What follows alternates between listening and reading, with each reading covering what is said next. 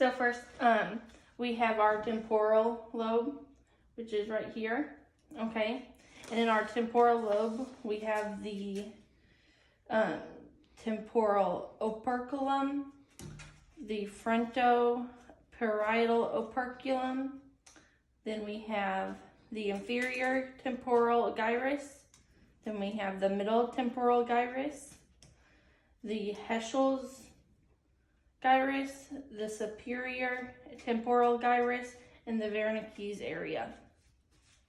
Okay, and then we have back here the occipital lobe. And in our occipital lobe, we have the calcarine sulcus, and then we have our parietal lobe.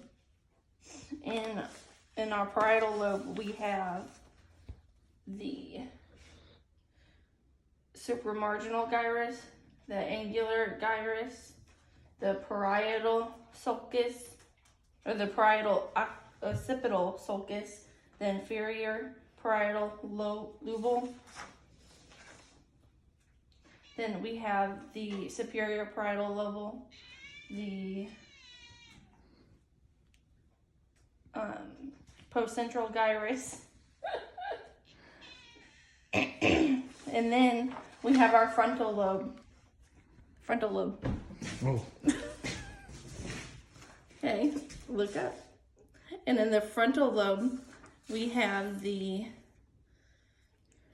frontal operculum, the lateral sulcus, the inferior gyrus, the inferior frontal gyrus, the Broca's area. We have the middle frontal gyrus, the superior frontal gyrus, the precentral gyrus, and the central fissure. And the temporal lobe's effects and functions are the olfaction, memory deficit, deafness, and Wernicke's aphasia. For the occipital lobe in the back is the visual association deficit, cortically blind, visual agnosia. And in the parietal lobe, it is receptive aphasia, reading deficit, phonological processing, sensory integration deficit, and agnosia. And then for the frontal lobe, it's the paralysis, apraxia, conjugate, and voluntary eye movement deficit, personality change, emotional lability, IQ loss, motor inhibition deficit, verbal apraxia, and Broca's aphasia. And this is Zayden, and thank you, Zayden, for helping me.